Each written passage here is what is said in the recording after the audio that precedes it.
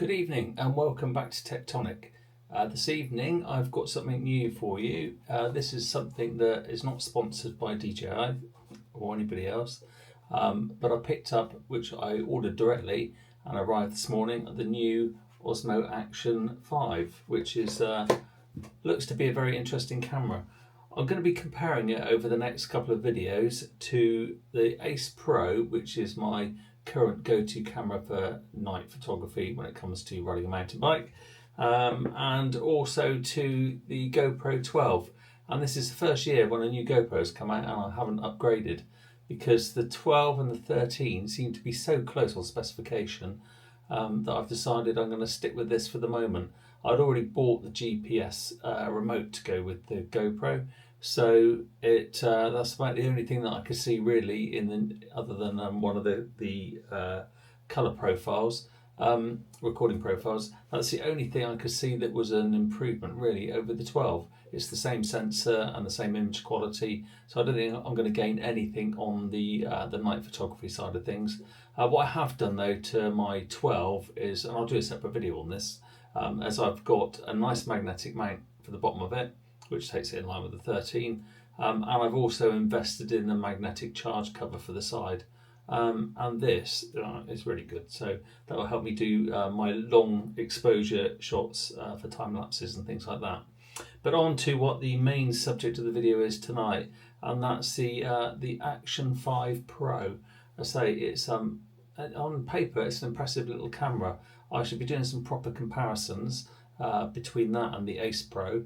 And I believe, if the rumours are to be believed anyway, there's an Ace Pro 2 on the way. So I shall probably be quite keen to get that one.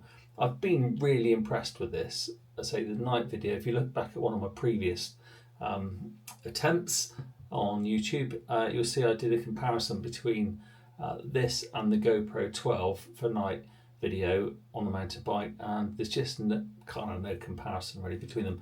So I'm really excited to try the Osmo 5. You can take it as being a completely unbiased review as well, because or comparison, because I paid for this. I ordered it on launch day. It was here the next day, i.e. Today, and well, I guess that's technically the day after that. But it's at the moment super impressive. There's a couple of little things which really bug me straight away, which I'm just really surprised I didn't do anything about. There's no standard tripod thread on the bottom of it, so even the GoPro's had that for quite some time. And you know, I've got my own little magnetic mount on there at the moment, which gives so you can then get the arms. I'll grab that one and you can have a quick look. Excuse my chair. So this is the little magnetic mount that it's by third party, but that I've got connected at the moment to, is one I always have on there, to the GoPro 12. So that's got the little arms that flop down and they're magnetically flipped back. And it's got the standard tripod mount on the bottom. So that kind of takes me in line. The only thing probably on that is the fact that it's not reversible. It's very much like the DJI mount or the one on the Insta. Whereas on the new GoPro 13, that mount you can turn it anywhere and it'll go in there. This one will just try and push itself away when you do it. But other than that, it still gives me the tripod mount and the standard GoPro lugs down there. And the Action 5 Pro doesn't have a tripod mount. It does come with a couple of other little goodies, including obviously the magnetic mount to mount it onto the standard GoPro mount, but it doesn't give you a tripod thread on there. It just seems a bit of a glaringly obvious thing to miss. Even on I've got a really cheap old camera here, which I've used in situations where I think it's going to get damaged, a little Picasso, and even that one they managed to fit in there a little standard tripod mount. So I'm bewildered why DJI didn't do that on this one. Anyway, spec wise it does look really impressive. The stuff that I've seen online so far, they all seem to be videos that have been made on the back of being provided a camera by DJI, and you kind of get the feeling that there's very little criticism out there of the camera. So I shall certainly be giving it a run for its money on a night ride, and I'll probably take it out later on this evening because it is pretty dark out there now. I was hoping for some thunder and lightning so I could have compared them on that, but I'll take it out for a proper comparison. And I've got planned something a little more special where I'm going to be using the Action 5 along with the Ace Pro, which we know both of those are really good in low light. But I was also going to try it against my Osmo Pocket, the latest Osmo Pocket, which has got the 1-inch sensor on it, and on a camera which I don't tend to use nowadays, which is one of the old Insta360 sitting on my shelf back there. But this one, I've got the 1-inch sensor on it.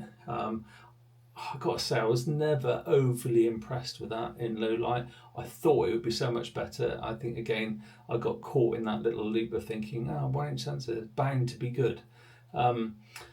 But I'll still run a little comparison and we can just see how things have progressed over the years.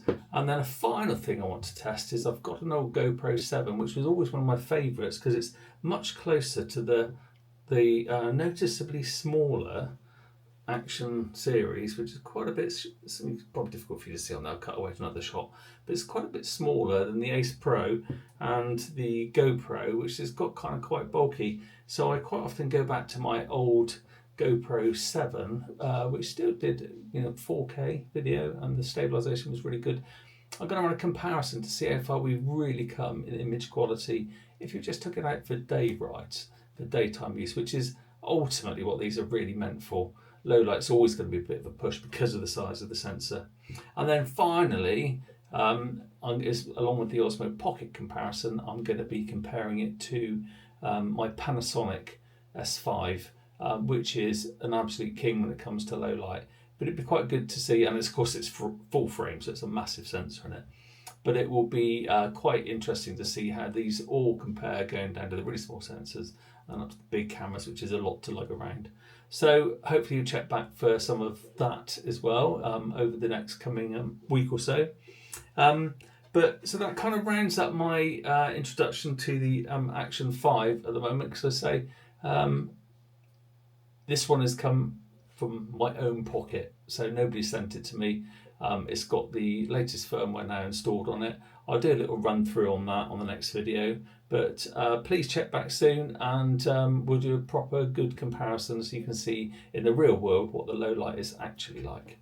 Thank you very much and good night.